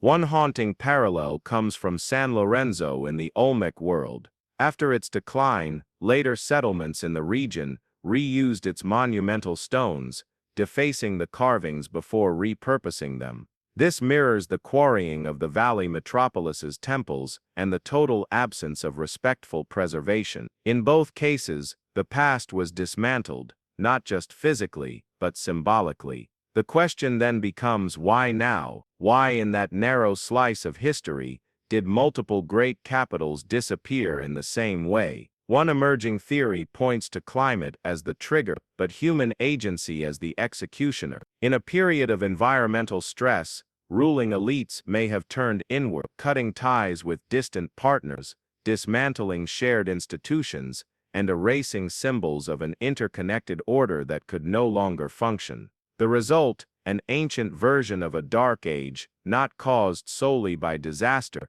but by deliberate forgetting. The collapse of the network meant that cities like the Metropolis lost not just their lifelines, but their place in collective memory. This idea reframes the Valley City not as a lonely mystery, but as part of a systemic shift in human history, a moment when the first truly globalizing impulse faltered and was buried for millennia. As Section 12 closes, the viewer is left with an uneasy sense of déjà vu. The past is littered with great systems that vanished, taking their knowledge with them. What if our own era is not as unique or as secure as we imagine? When history books address the collapse of ancient cities, they usually point to a single cause: a war, a famine, a drought, a plague. The truth, however, is often more complicated. Societies are rarely undone by one blow. They unravel through a convergence of pressures, each magnifying the impact of the others. The Valley Metropolis and its network of ghost capitals appear to have faced exactly this kind of multifaceted crisis. To understand the scale of the disruption, we need to reconstruct the world as it stood in the centuries before the collapse. This was a period of expansion. Agriculture flourished, trade routes stretched farther than ever, and engineering feats hinted at a boundless optimism in human potential. Cities like the Metropolis were not merely surviving, they were experimenting, innovating, and pushing boundaries. But growth brings fragility. Large populations rely on stable food supplies, complex infrastructure, and predictable trade flows. Break any one of these, and the system strains. Break several at once, and it shatters. The first suspect is climate. Ice core samples and sediment analysis from multiple continents suggest a significant climatic shift during this period. In some regions, this meant years of persistent drought, in others, seasons of catastrophic flooding. In the valley, pollen records show a sudden decline in crop diversity, suggesting farmers were forced to abandon delicate, high-yield crops in favor of hardier staples. This would have reduced the city's economic surplus, undercutting both trade and political stability. Yet, climate alone doesn't explain the abruptness of the collapse or the erasure of memory that followed. For that, we must consider political and social stress. A metropolis is a magnet for ambition, and in times of scarcity, rival factions within the elite often turn on each other. Inscriptions from distant sites, possibly trading partners, mention sudden changes in leadership, implying coups or internal power struggles. If the metropolis was part of an interconnected political network, such instability could ripple outward, undermining trust and cooperation across vast distances. Then there is the matter of conflict. Archaeological layers in the metropolis show a sharp increase in weapons production just before its decline. The discovery of charred remains and collapsed defensive walls hints at a violent episode, though whether it was an invasion from outside or a civil war within remains unclear. Some scholars argue that as the climate crisis deepened, competition over remaining resources turned deadly, both between cities and within them. But perhaps the most unsettling theory involves a catastrophic event of a different scale, one that connects the collapse to a broader pattern of upheavals in the ancient world. Geological surveys reveal evidence of significant seismic activity in the region during the proposed collapse period. Some researchers even point to the possibility of a cosmic trigger, a large meteor or comet impact, not directly hitting the valley, but causing atmospheric disturbances, crop failures, and social panic across continents. While speculative, this isn't without precedent. Similar events are thought to have played a role in other mass disruptions in human prehistory. Here, the documentary leans into contrast. Mainstream history suggests a slow decline. The hidden truth may be that the world experienced a sudden and violent reset, a convergence of environmental, political, and possibly cosmic shocks that erased an entire network of cities from living memory. The sequence could have been brutally efficient. Climate stress weakens agriculture, reducing surplus and fueling political unrest. Trade breakdown severs lifelines between interconnected cities. Conflict, whether external invasion or internal collapse, destroys physical infrastructure.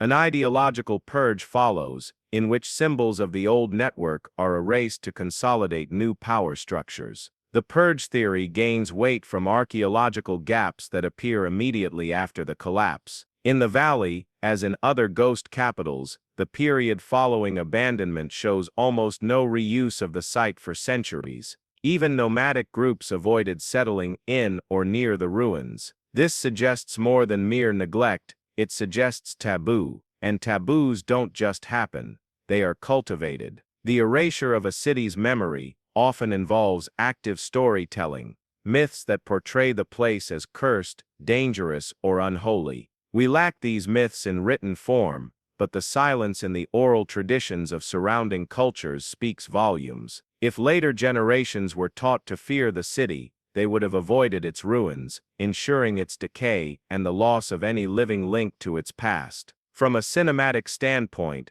this section shifts in tone from analytical to foreboding. Dark clouds gather over CGI reconstructions of the metropolis, fault lines split the ground, animated dust storms sweep across trade routes. The soundtrack moves from a steady rhythm to fractured beats, mirroring the disintegration of the network.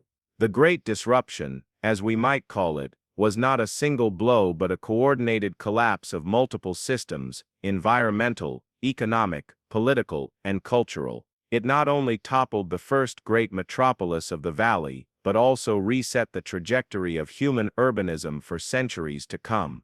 The ruins of the valley metropolis tell one story: abandonment, silence, decay. But absence in archaeology does not always equate to annihilation. People rarely vanish without a trace. They migrate, adapt, and in doing so, they carry fragments of their former world into new landscapes. The challenge lies in finding those fragments scattered like seeds across a vast and altered cultural field. Clues to such a migration emerge in the sudden appearance of advanced techniques in distant regions soon after the metropolis's decline. Pottery styles, previously unknown in certain areas, appear almost fully formed. Agricultural practices, including irrigation methods strikingly similar to those once used in the valley, emerge in river basins hundreds of miles away. These are not slow, local developments. They are the fingerprints of transplanted knowledge. One of the strongest leads comes from the north, where a cluster of settlements shows signs of rapid urbanization at roughly the same time the metropolis was falling. The settlement layouts, though smaller in scale, bear uncanny resemblances to the metropolis's original city grid. Ceremonial centers aligned with astronomical markers, communal storage facilities built with standardized dimensions, and perimeter walls designed as much for prestige as for defense. This suggests that survivors carried not only their skills but also their urban ideology, a blueprint for how a city should be conceived.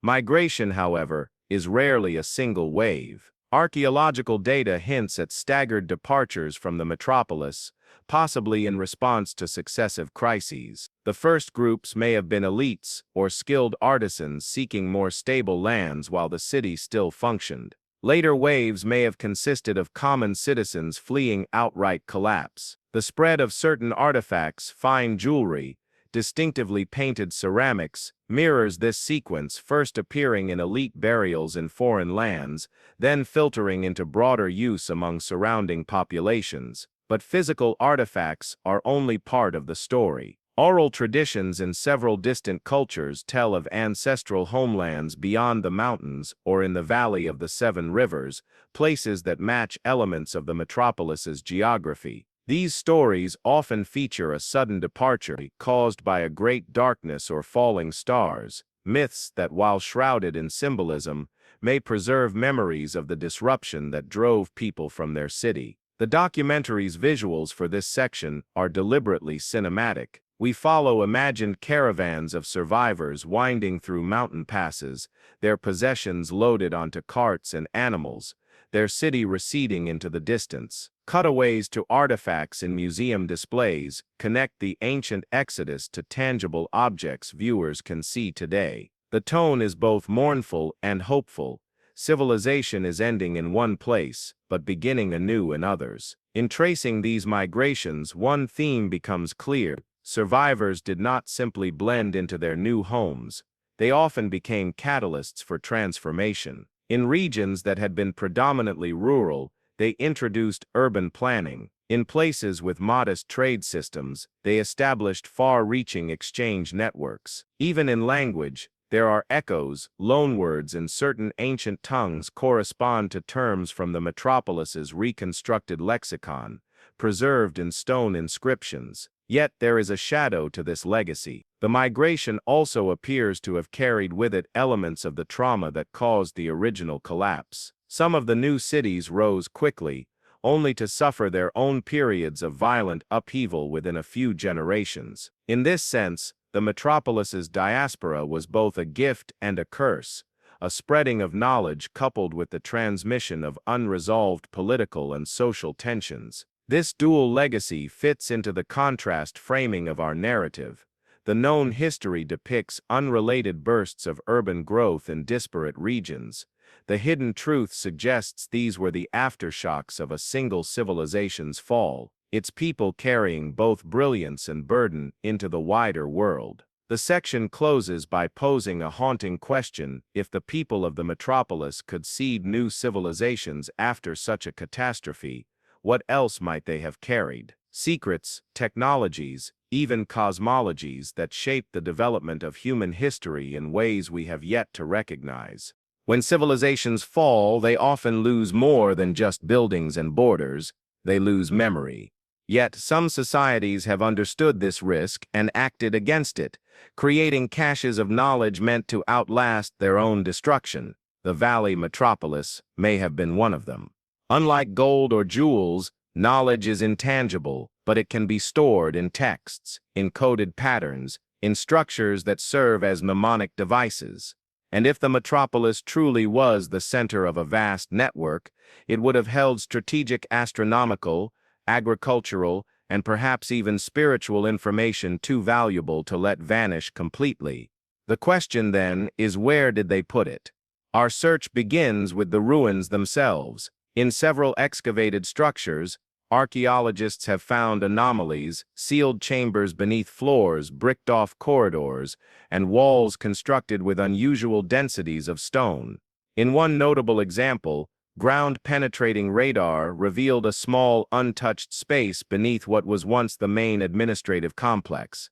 Though excavation has been limited to protect the site, micro-camera inspections have identified shelves, or what appear to be shelves, carved into the chamber walls. No one yet knows what rests on them. Beyond the city, there are hints of traveling archives, small portable collections of knowledge that could be carried by fleeing elites. Several artifacts found far from the valley contain engravings in a script identical to that on the Metropolis's earliest monuments, but they appear in contexts where such writing was otherwise unknown. This suggests the inscriptions were not decorative.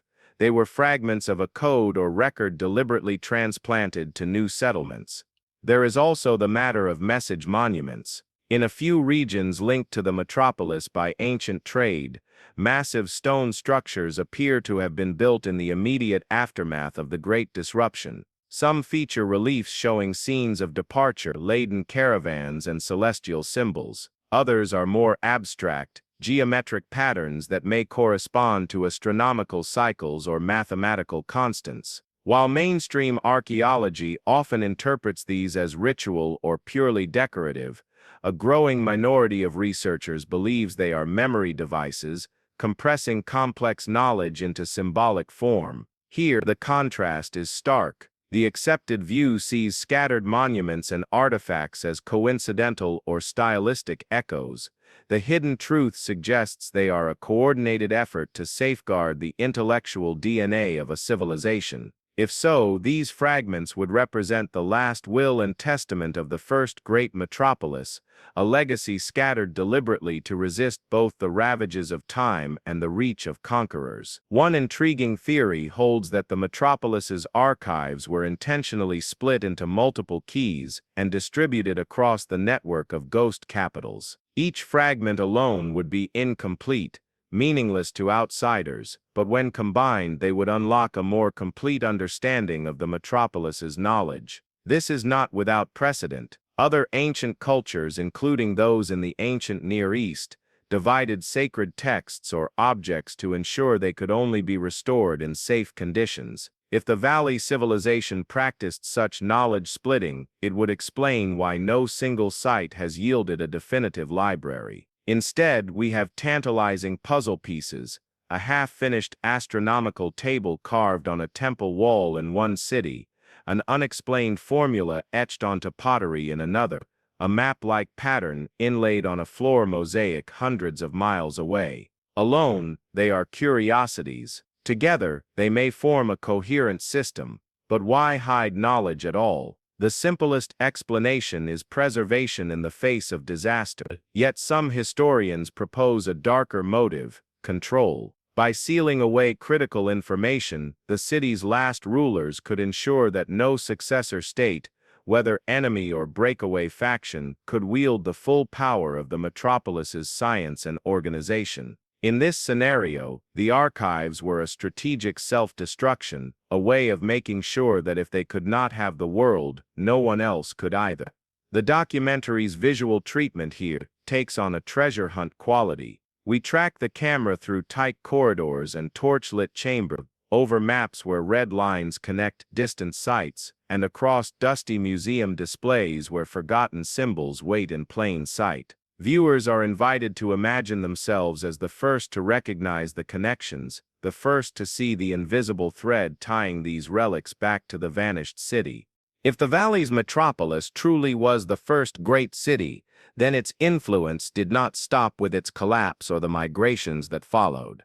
Civilizations leave fingerprints not just in ruins but in habits, systems, and stories that endure long after their origins are forgotten. Some of those fingerprints may be hidden in plain sight, woven into the fabric of our modern world. The first and most striking parallel lies in our cities themselves. Elements of the metropolis's urban planning, centralized plazas, axial roadways, and standardized building modules can be traced in modified form through millennia of city design. The idea that a city should be both an administrative hub and a ceremonial stage seems to have been a defining feature of the Valley metropolis.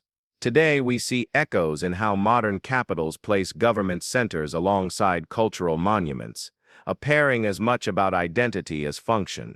Agricultural practices also bear traces of the ancient city. The metropolis's irrigation systems, designed to regulate unpredictable river flows, have uncanny similarities to methods later adopted across Asia, the Middle East, and parts of the Americas. While such techniques could theoretically be reinvented independently, the chronological spread suggests a ripple effect knowledge carried by the metropolis's diaspora into far-flung lands. Even in language, subtle legacies persist. A handful of root words reconstructed from inscriptions in the valley's script match terms still used in some modern languages for concepts like market, harvest, and council.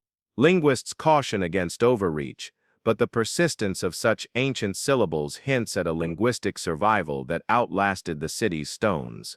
The most intangible, yet perhaps most profound, legacy may lie in worldview. Some myths that circulate today, stories of a golden city destroyed by hubris, of a people wandering in search of a promised land, of hidden archives that will one day be revealed, mirror the arc of the metropolis's known history. While such themes could arise independently, the details in certain legends suggest a common ancestral narrative, diffused through centuries of retelling. Here, the contrast between known history and hidden truth becomes sharply cinematic. The conventional story says our modern institutions, governance, urbanism, agriculture, even myth, are the result of many separate origins. The hidden truth proposes that some of these threads may trace back to a single loom, a valley city that organized human life in ways so effective that its influence never truly disappeared. One compelling example is the modern concept of a central record,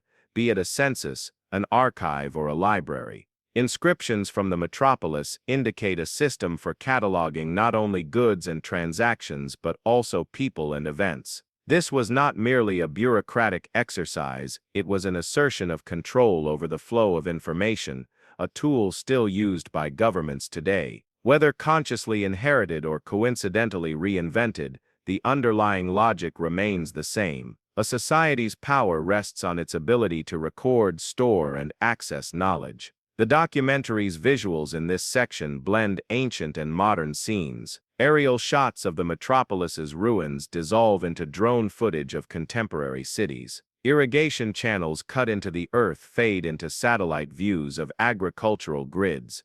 Inscriptions on clay tablets dissolve into modern alphabets. The effect is one of continuity rather than rupture, urging viewers to see our own systems as the latest iteration of a much older pattern. And yet, the survival of influence is not always benign. Some historians argue that the metropolis's legacy includes not only organizational genius, but also the seeds of inequality, systems that concentrated power, controlled resources, and rigidly enforced social hierarchies. If these systems were indeed pioneered in the valley, then the metropolis's invisible hand is not only in the beauty of modern civilization, but also in its flaws. This raises a provocative question: are we living inside an echo of the metropolis, repeating its successes and mistakes on a global scale? And if so, does that mean we are also vulnerable to the same kind of collapse that befell it?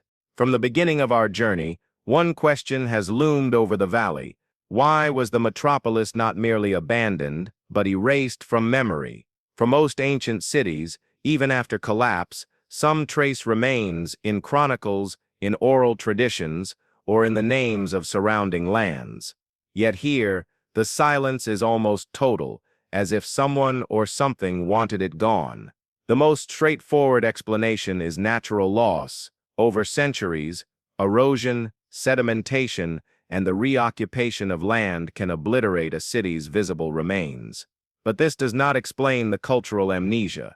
Other sites, even less impressive, survived in story long after they crumbled. The valley's metropolis was different. Its name, its rulers, even its myths seem to have been deliberately struck from the record. The first clue to this possibility comes from the so-called gap tablets found in neighboring cultures.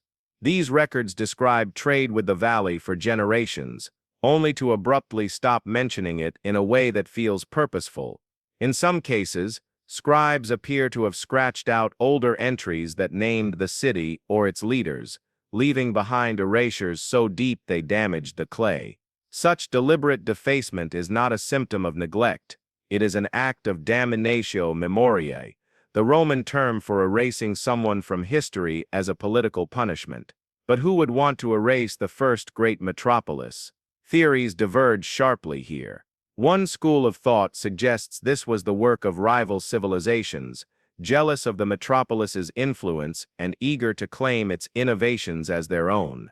By erasing the city's name from the historical record, they could take credit for its achievements. Another, darker theory proposes the erasure was internal, that the city's own survivors destroyed its memory to protect themselves from retribution or to bury a legacy that had turned toxic. There is also the possibility of ideological erasure. If the metropolis's religion or worldview came to be seen as dangerous or heretical by rising powers, wiping its memory would have been a way to remove its influence from the collective consciousness. This tactic has precedent. Sacred sites have been defaced, idols smashed, and scriptures burned throughout history when new regimes sought to assert dominance over the old. The physical evidence in the valley supports the idea of targeted destruction. Many of the city's most symbolically important structures, the Great Observatory, the Administrative Hall, the largest temples, show signs of having been dismantled systematically rather than left to decay. Stone blocks were carted away, inscriptions chiseled off, relief carvings carefully smashed, but not scattered. This is not the chaotic ruin of an earthquake or sudden invasion. It is the methodical work of people who wanted the city's defining symbols gone forever. The contrast framing here is striking. The known history says cities vanish because nature reclaims them, because people move on, because time is unkind. The hidden truth suggests that sometimes the past is not lost, it is buried on purpose, locked away not by the erosion of centuries, but by human will. But if erasure was deliberate, it failed in one critical way. The stones remain, the buried foundations can still be traced. Artifacts, though scattered, can still be pieced together. And for all the centuries of silence, whispers of the city have survived, encoded in myths, in technologies, in patterns of thought that endured despite the best efforts of those who tried to destroy them. This realization changes how we see the valley. It is no longer simply a ruin, it is the crime scene of a cultural assassination. The erasure was an act of power, but the survival of fragments is an act of resistance, perhaps unintended, perhaps deliberate, but undeniable. In the documentary's most cinematic sequence, this section visualizes the erasure as a literal overlay. Inscriptions fade from stone, city walls vanish under waves of soil, and maps shrink until the valley is a blank space. Then, one by one, the surviving fragments reappear, artifacts glowing in museum cases, surviving symbols carved into distant monuments, the faint outlines of walls revealed by drone-mounted LiDAR. The message is clear: you can try to bury the past, but you cannot kill it entirely. The section ends with a turn toward the personal. If the valley's metropolis could be so thoroughly erased, and yet still leave traces strong enough for us to find thousands of years later, what other civilizations might have met the same fate, hidden from history, not by chance, but by choice? We return, finally, to the valley itself. The sun hangs low, casting long shadows across the eroded mounds where the first great metropolis once stood. The river that once nourished it still winds through the plain, but its course has shifted, leaving the old city dry and silent. This is not the roar of history, it is its echo. Standing here, it is almost impossible to reconcile the present with the past. To imagine the valley not as a hushed landscape of ruin, but as a living, breathing city, plazas alive with markets, the air filled with the calls of merchants, the smoke of kitchens, the sound of chisels on stone, requires more than historical imagination. It requires faith. Faith that the scattered evidence we've traced from ghost capitals to sealed archives, from myths to modern echoes, is more than coincidence. Faith that the Metropolis was not just a footnote in humanity's story, but a chapter we have yet to fully read. The known history says this was a place like many others, a city that rose, flourished, and fell, leaving little behind but curiosity for archaeologists. The hidden truth emerging through this journey suggests something far more profound, that this was the city, the one that defined what it meant to be a city at all, and whose influence threads invisibly through the ages. But what do we do with such a truth once we find it? That is the final question. History, after all, is not just about the past. It's about how the past shapes the future. If the first great metropolis was erased, deliberately or otherwise, it stands as both a warning and a mirror. The warning is clear. Greatness is not immunity. However advanced, however organized, however central a civilization may seem, it can vanish, and with it, vast swaths of knowledge and culture. The metropolis's fall is a reminder that resilience is not guaranteed, and that what seems permanent can be undone in a single human lifetime. The mirror is more uncomfortable. In its rise we see ourselves, building ever larger, ever more complex systems, confident in our ability to manage them. In its collapse, we may glimpse our own vulnerabilities. The same forces, environmental change, political instability, over-reliance on central systems, still threaten us today. The parallels are not comfortable, but they are necessary to face. And then there is the hope. If even fragments of the metropolis's knowledge survived across continents and millennia, encoded in technology, architecture, and myth, then perhaps what we create today will endure in some form, no matter what happens to us. Just as the first great city's legacy lives on in ways we barely notice, so too might ours. The documentary's closing visuals return us to the key sites we have explored, the cracked walls of the valley ruins, the ghost capitals where architectural styles live on, the monuments far from the valley that still bear its symbols, the archives sealed beneath stone. Intercut with these are shots of modern cities, glittering skylines at night, bustling markets, irrigation systems viewed from the air, reminders that the ancient and the modern are not as far apart as we imagine. In the final sequence, the camera pulls back from the valley itself, rising higher and higher until the land becomes a map. The river, a faint ribbon. The ruins, mere points on the landscape. From this height, the city's absence is almost total, and yet, for those who know where to look, its presence is everywhere. Long after filming wrapped in the valley, we received a message from a researcher halfway across the world. It included a scanned image, an ancient map or what appeared to be one, drawn on a fragment of parchment brittle with age. There were no names, no written descriptions. Only a series of rivers, mountains, and a dot at the heart of a broad plain. At first glance, it could be any number of locations on Earth. But the river's peculiar bends, the proportions between the ranges, and the clustering of what might be secondary settlements, all matched one place, the valley. If authentic, the fragment would be one of the oldest maps in existence. Yet, what is most striking is not its age. It's the deliberate absence of labels. Whoever drew it wanted the geography recorded, but not the name. A silent map, a landscape stripped of identity. This opens the door to a final layer of mystery. Throughout history, maps have been instruments of memory and power. To mark a city on a map is to acknowledge its existence, to give it a place in the world's mental architecture. To remove it, or to never name it, is to render it invisible to anyone who does not already know. In this way, the map with no name becomes a perfect metaphor for the metropolis's fate. Seen yet unseen, present yet absent. The known history says maps are tools for navigation, records of exploration, and symbols of human mastery over space. The hidden truth here is more subversive. Maps can also be tools of erasure. What is left off the map can be as important as what is included. The fragment's origins are unclear. The researcher claims it came from a private collection, its provenance intentionally obscured. Some scholars are cautious, noting that forgeries of ancient maps have appeared in the past, often created to bolster controversial historical claims. Others believe the lack of inscriptions may be the very thing that authenticates it. A forger would be tempted to add a name to strengthen the piece's dramatic impact. But here, the power lies in its silence.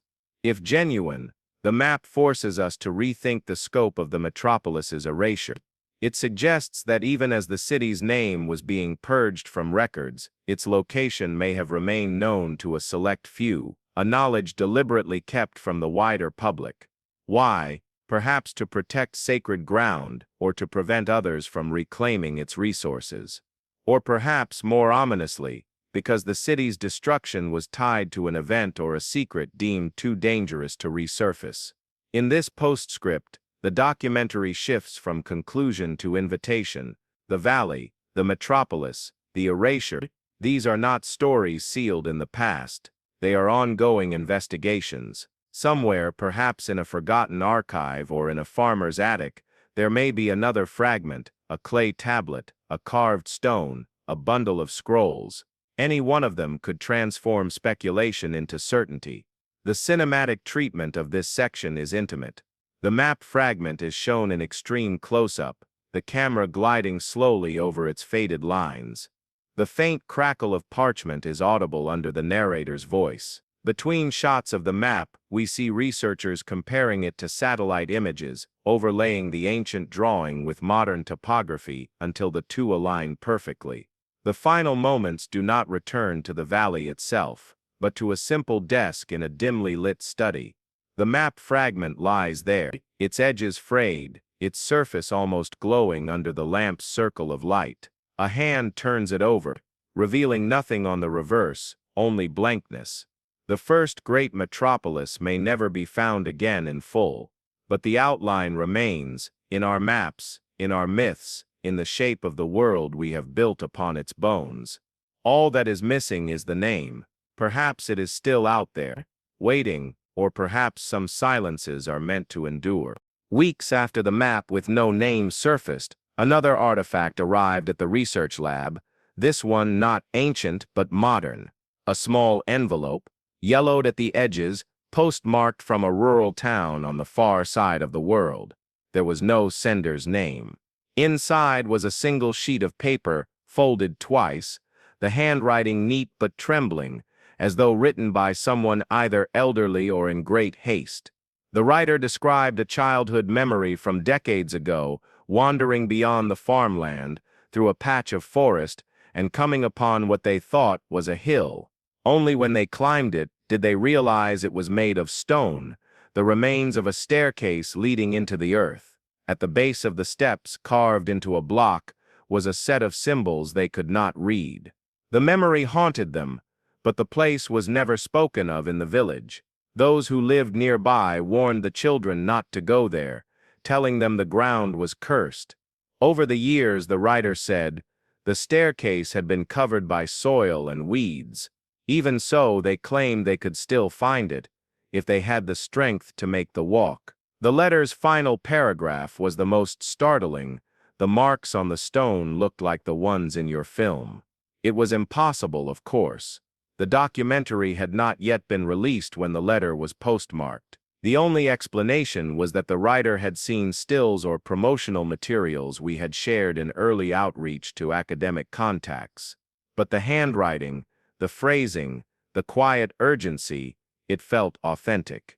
The known history tells us that discoveries are made in laboratories, libraries, or on organized digs. The hidden truth is that history often lives in the memories of people who have no idea of its significance. A farmer who plows around a mound year after year, without asking what lies beneath. A child who stumbles on a ruin and never tells a soul. A traveler who notices an anomaly in the landscape but keeps it to themselves. The letter offered no return address, no way to reply, no way to confirm the story. It was in effect a message in a bottle, a clue tossed into the tide of time, perhaps never meant to be answered. Still, the possibility was intoxicating. Could this hidden staircase, half swallowed by earth, be an outpost or remnant of the first great metropolis? Could the symbols etched into its stone match the script we had chased across continents? Without coordinates or a guide, the trail ended where it began, with a voice from the past reaching into the present, then vanishing. In the end, the letter was placed in the same archival box as the map fragment, both labeled with the same note, provenance unconfirmed. Investigate further. It sits there now, a silent partner to the ruins, the myths, and the unanswered questions. Perhaps it will remain that way forever. Or perhaps somewhere in a remote village, an old staircase still waits under the weeds, steps that lead not just into the earth but back into the story we've been telling all along. The camera holds on the empty envelope as the final frame, the paper slightly curled, the ink fading, an object that is in its own way a ruin, not of stone, but of a moment that might have led to the city we've been searching for, or might have led nowhere at all,